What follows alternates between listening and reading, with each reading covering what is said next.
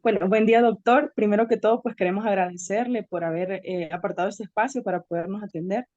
Nos presentamos, nosotras somos cuatro estudiantes de la carrera de psicología de la Universidad CUTEC. Estamos cursando actualmente la clase de psicología para el manejo de enfermedades crónicas. Mi nombre es Wendy González y mis compañeras, pues Gabriela, Yanitza y Giselle. Esta entrevista, doctor, más que todo tenemos como objetivo conocer más a fondo la realidad que vive un profesional atendiendo pacientes de enfermedades crónicas. Entonces, primero que todo, vamos a empezar con unos datos generales para poder comenzar con las preguntas. Entonces, si me ayuda con su nombre, doctor. Mi nombre es Alejandro Rivera, ¿verdad? Soy médico general y trabajo en atención primaria en salud. La atención primaria. ¿Cuánto tiempo tiene de laborar, doctor, ahí? Pues ya voy a estar 4 años de ejercer ¿En qué y lugar? yo comencé en San Felipe y ahí ingresé a los triajes y después me trasladaron al centro de salud en el cual estoy ahorita. Ok, entonces esos serían los datos generales. Entonces vamos a empezar con las preguntas de la entrevista. Entonces, doctor, de acuerdo a su profesión, ¿qué tipo de enfermedades crónicas usted atiende? Bueno, como médico general, ¿verdad? Yo estoy en la obligación de atender todo tipo de enfermedades crónicas. Y lo más común, ¿verdad? Generalmente enfermedades crónicas son las enfermedades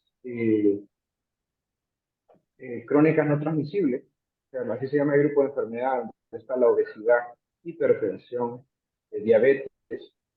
También veo mucho paciente respiratorio, por ejemplo, pacientes asmáticos. Y esos son los más comunes. Pero enfermedades crónicas hay muchas. Pacientes que vienen por problemas de tiroides, siempre vienen. Pacientes que vienen con problemas, por ejemplo, gastrointestinales. Las vesículas no pueden faltar, ¿verdad? Gente que viene con dolor de vesículas. Esas son enfermedades crónicas también porque son alargándose más de un mes, que según criterio se convierten en enfermedades crónicas. Entonces, mi respuesta sería bien amplia. Miro prácticamente todo tipo de enfermedades crónicas. Y también en su área miro depresiones, ansiedad, trastornos bipolares, que son enfermedades crónicas del reino mental. Sí. Doctor, ¿considera usted que atender a personas con enfermedades crónicas puede llegar a cargarlo a usted emocionalmente? Claro que sí, eso es un hecho. Nosotros, y no solo le diría enfermedades crónicas, todo tipo de enfermedades, porque nosotros somos un receptor, somos como una vasija, y a medida que nosotros ejercemos, ¿verdad? Pasa el día y nos van cargando con problemas externos que no son nuestros. Uno a veces mira el sufrimiento de la persona, mira la negligencia también, que eso causa emociones como personal de salud. Y ustedes, si han hecho algún tipo de práctica y tienen un paciente que ustedes se han esmerado y el paciente no les hace caso, les crea una carga emocional ya propia, no una carga emocional ajena, como que venga un paciente y que le diga, no, doctor, mire que yo tengo depresión por X y Y, y le cuenta los problemas de vida. Pero ya cuando uno hace un buen trabajo, por ejemplo, y no es tomado en cuenta, entonces ya causa otro tipo de carga emocional. Entonces yo diría que sí afecta bastante. Y hay días que uno a veces anda de malas pulgas, anda molesto, irritable, y no sabe por qué. Y a veces es por el mismo estrés laboral y uno no se da cuenta. Sí. Y de acuerdo a su experiencia, doctor, ¿cuáles creen que sean los problemas que le impide a una persona con enfermedad crónica poder llevar una buena calidad de vida?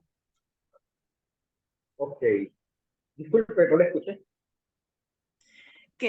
De acuerdo a su experiencia, cuáles creen que sean los problemas principales que le impiden a una persona con enfermedad crónica por no poder llevar una buena calidad de vida?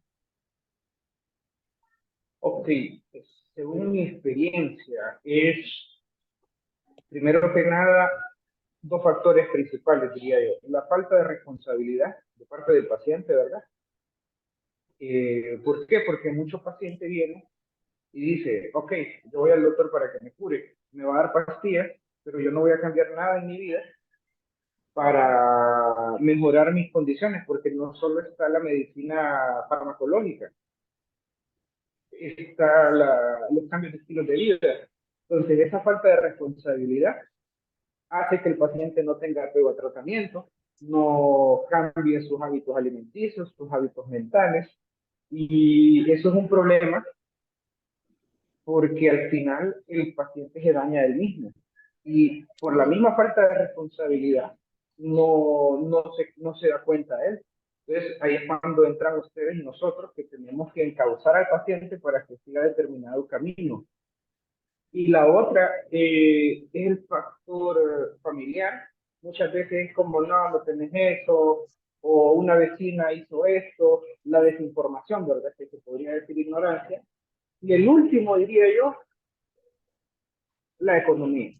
Hay gente que no puede comprar sus tratamientos y no forman parte del cuadro básico de medicamentos.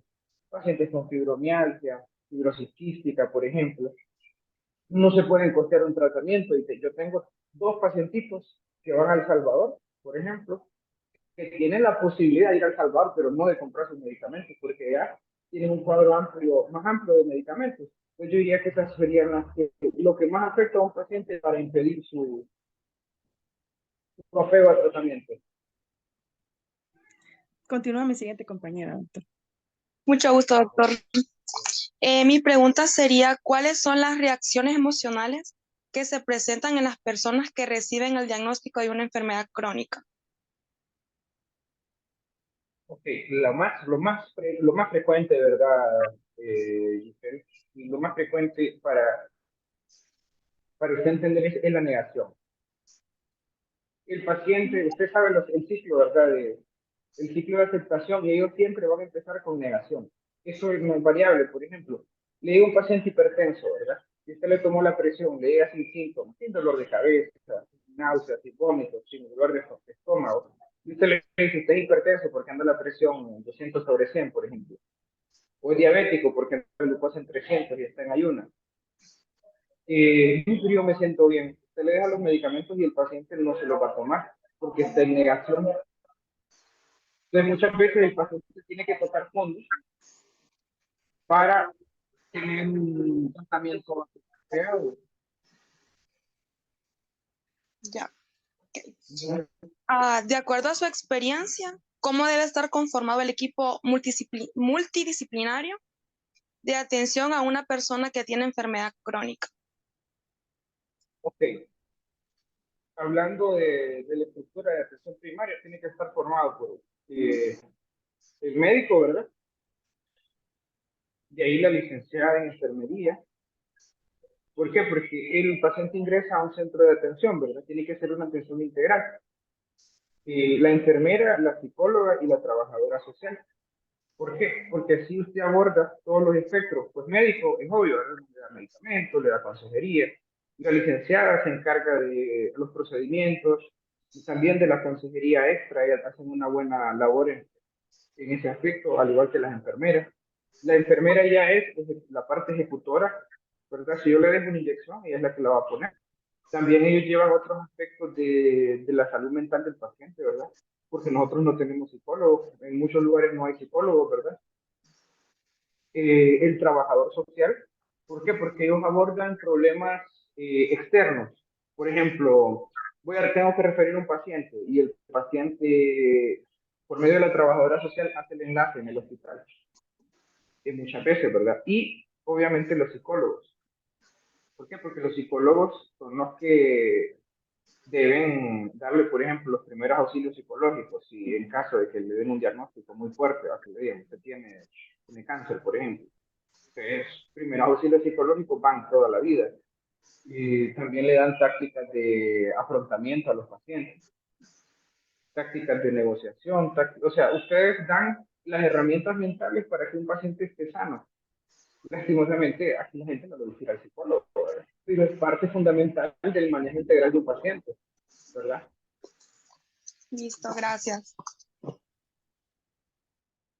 Buenos días, licenciado Alejandro, bueno, doctor Alejandro, mi nombre es Gabriela López, y continuando, mencionando usted lo del abordaje de psicología, con los estudiantes de psicología o los profesionales, la pregunta va relacionada a algo así.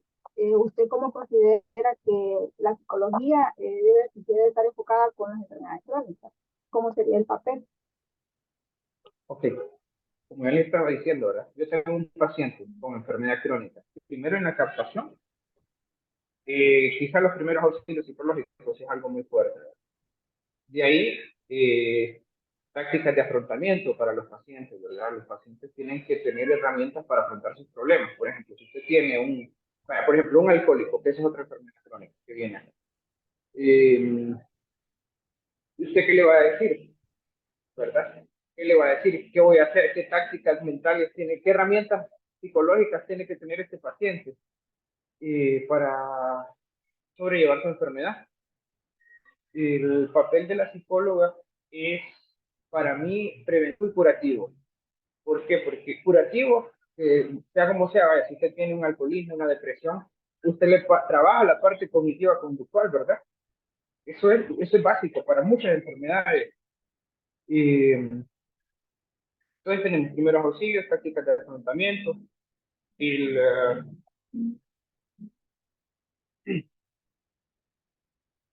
herramientas, para mí son herramientas. Y crear un nexo especial con el paciente. ¿Por qué? Porque muchas veces el paciente tiende a confiar más en la psicóloga, en la enfermera que en el médico, porque nosotros tenemos muchas veces la percepción de que el médico nos va a regañar. Entonces muchas veces nosotros, y se lo digo bien en serio, nosotros nos omiten cosas que preguntamos, después van al psicólogo, a la enfermera, a la licenciada, a la consejera, y le cuentan lo que a nosotros no nos contaron. Y nos dicen, doctor, fíjese que este paciente tiene esto y esto. Yo le pregunté y me dijo que no. Entonces, todo eso es parte fundamental. Y no sé, ¿usted qué más podría hacer por un paciente, según ya hablándole como una licenciada prácticamente, ¿verdad? ¿Qué otro manejo le pueden dar al paciente? Bueno, en el Porque caso, hasta donde... ¿me escucha? Bueno, en mi caso, por ejemplo, estamos llevando una clase y hemos estado realizando simulaciones. Hemos enseñado que primero nosotros como hablar con el paciente, porque hay pacientes que no, como usted lo mencionaba, no tienen la facilidad de expresarse bien con los doctores, sino que ellos buscan a la persona que sienten un poquito más de confianza para expresar eso y nosotros vamos dándoles como técnicas cómo podrían ellos desarrollar eso o cómo para prevenir las cosas en ese aspecto. Uh-huh. Pero si ustedes cumplen un papel bien importante, y fíjense que psicólogos hay en pocos centros asistenciales, bien pocos centros asistenciales. Aunque la mayoría de las personas, bueno, la mayoría de las personas consideran que no desempeñamos un papel o un rol fundamental en la área de salud, pero realmente yo considero que sí somos fundamentales para desarrollar este rol profesional. Importantísima. Entonces, sí, licenciado. Eso sería la respuesta a la pregunta que me hizo. Y sí son fundamentales ustedes. ¿Para qué? Bueno, otra pregunta sería, ¿cuáles serían los factores principales para que una persona con enfermedad crónica no quiera llevar el proceso terapéutico?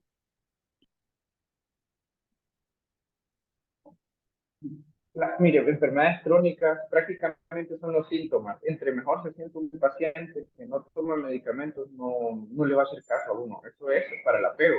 Para el apego de tratamiento me está preguntando. Que casi no le escuché. Sería cuáles son los factores principales que lleva a una persona a no querer llevar así el régimen de terapéutico. Ya cuando ya está la enfermedad y van como a las terapias. Es la falta de compromiso. O sea, la falta de compromiso y la falta le digo, a un paciente no le cumple muchas veces el tratamiento también por la gente la misma gente que lo rodea. Y ponga usted a alguien a dieta alrededor de gente que no hace dieta y esa gente va a fallar. Es sea, la falta de apoyo del mismo núcleo familiar o de las personas con las que vivo, de sus amigos. El ejemplo menos trágico es este de la dieta. Va a tener un paciente que tiene que cumplir una dieta y nadie de su familia lo apoya, el paciente no va a bajar de peso. La otra es la falta, como le digo, de herramientas para afrontar las tentaciones, ¿verdad? Los problemas. Poco manejo de emociones también, porque vaya, hay gente que come por ansiedad, ¿verdad? Entonces, si usted come por ansiedad, ¿qué tiene que hacer? Buscar maneras de liberar ese estrés, haciendo ejercicio, saliendo a caminar, haciendo un deporte, pero a nosotros nos enseñan tácticas de acopio poco sanas, beber, fumar, salir de fiesta, que me hacen olvidar mis problemas, que me hacen olvidar que tengo que tomar una pastilla, por ejemplo, pero los problemas ahí van a estar. Entonces muchas veces tiene que ver con eso, con el entorno del paciente, no con lo que ellos tengan en su mente, muchas veces es el entorno.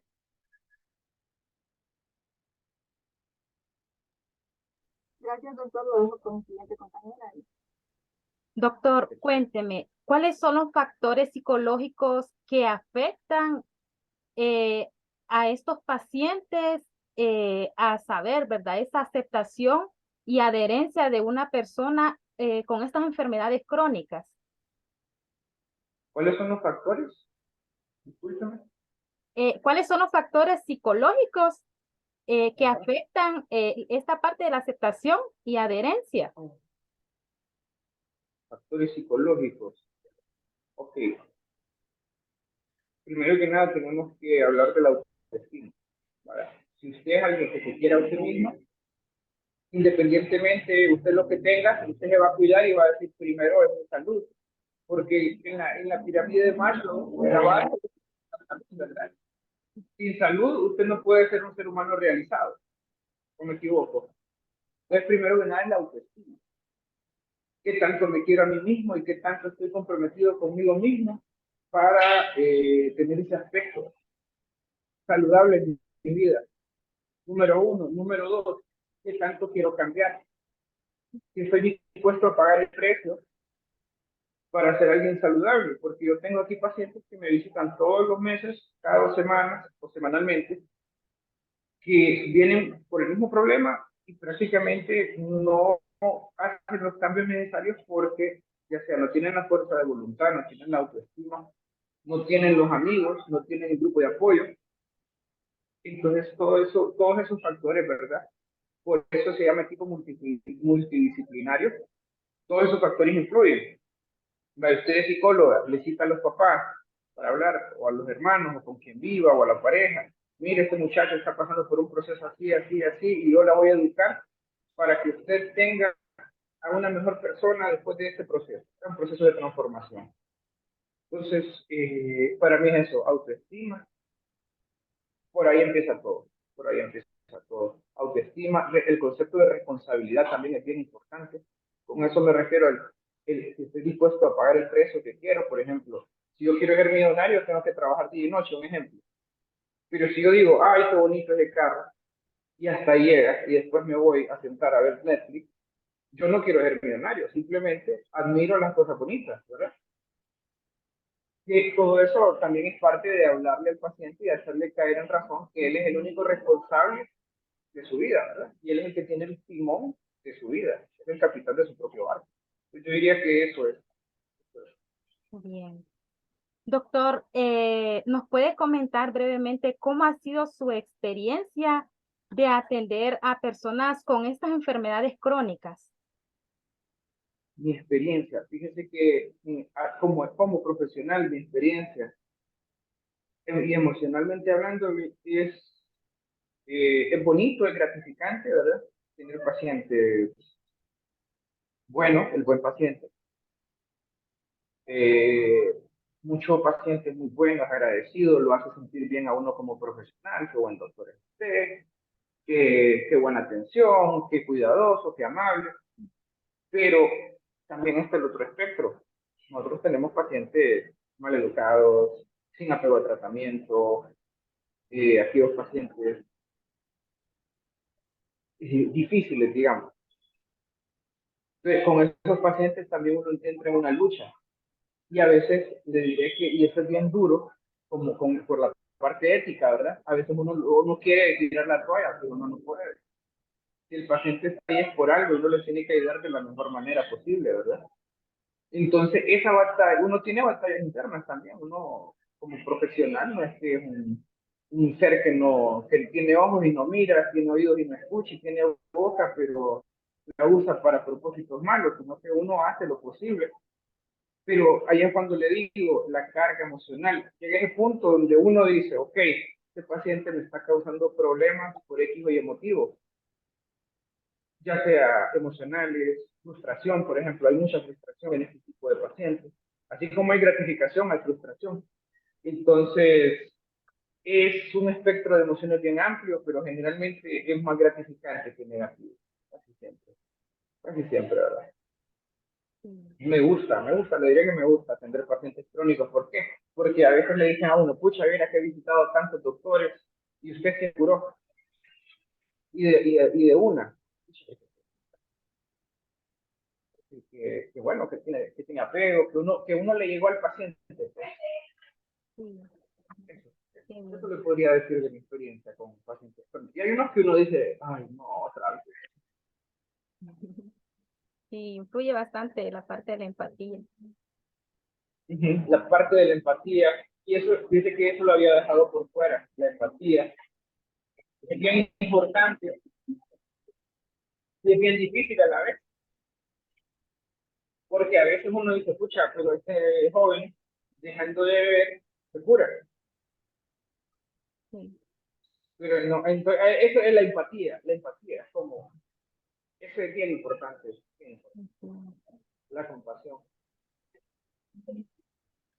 Doctor, ¿qué recomendación daría a los estudiantes de la carrera de psicología para el manejo de enfermedades crónicas en el rol del abordaje? Y el abordaje, ¿qué recomendaciones le daría? Sepa primeros auxilios psicológicos, sepa tácticas de afrontamiento, sepa técnicas de relajación, ¿verdad? Técnicas antiestrés, siempre recételes cambios de estilos de vida y nunca dejen de leer. Eso es como los consejos que yo les voy a dar a ustedes como profesional que les lleva un pasito, nunca dejen de leer. Eso, ya siendo así, ustedes van a estar adelante del 90% de sus compañeros, de sus colegas, y les va a ir bien en la carrera, y van a ser buenos profesionales, y le van a poder ayudar a las personas que ustedes toquen en su vida. Entonces, no sé si o quiere que me ahonde un poquito más. Y para nosotros eso es bastante importante, ya que esta entrevista, de hecho, es de esta clase de enfermedades crónicas y para nosotros es muy importante hacer el manejo, ¿verdad? De abordaje, ya que lo vamos a llevar a la práctica. Y es por eso que estamos nosotros así haciendo ese tipo de entrevistas para adquirir, ¿verdad? Más conocimiento y más que todo de ustedes que son profesionales que ya están, ¿verdad? En esta carrera tan bonita que es Ahí vamos. medicina. ¿Algo más que agregar, doctor? Ya para cerrar, porque sí, ya tengo un par de pacientes esperando. Y ya para cerrar, ¿verdad? Y yo solo les diría, ¿verdad? Que ustedes tienen que aprender mucho como profesionales, ¿verdad? Acerca de la filosofía estoica. No sé si la han escuchado, la han leído, pero ustedes como personal de salud, ese tipo de lecturas que es extracurricular, nadie le va a decir en psicología o en medicina, vaya, lea de filosofía estoica. Es una herramienta que ustedes pueden usar con sus pacientes, útil. La filosofía estoica dice, si yo tengo un problema, hay dos caminos. ¿Lo puedo resolver o no lo puedo resolver? ¿Está en mis manos o no está en mis manos? Entonces, los problemas que no están en mis manos, ¿verdad? Usted tiene que decirle al paciente, déjelo ir. Y si usted lo puede resolver, haga algo al respecto. Eso es un gran resumen de todo lo que trata, ¿verdad? Un pensamiento en base a lógica. Y como profesionales ustedes tienen que basarse en lógica, porque si ustedes se basan en las emociones, van a cometer errores en su ejercicio profesional. Y los errores se pagan caro. Entonces, eso es como un tip que les doy extra, ¿verdad? De todo lo que ya hemos hablado. Espero les haya servido esta información, ¿verdad? Sí. Y estamos a la orden. Bien. Sin nada más que agregar, damos por finalizada esta entrevista, agradeciéndole a usted por este apoyo que nos ha brindado y el espacio, ¿verdad?, que ha apartado para nosotras. Y no sé si mis compañeras quieren decir algo más. No, solamente muchas gracias, doctor, por el tiempo brindado y por la respuesta. Bueno, de nada, chicos. Buen análisis, ya. Cuidan, ¿verdad? Muy bien. Se va a la práctica los consejos que nos llevan para cuando tú querías. Bien, muchas gracias. Buenas tardes. Buenas tardes.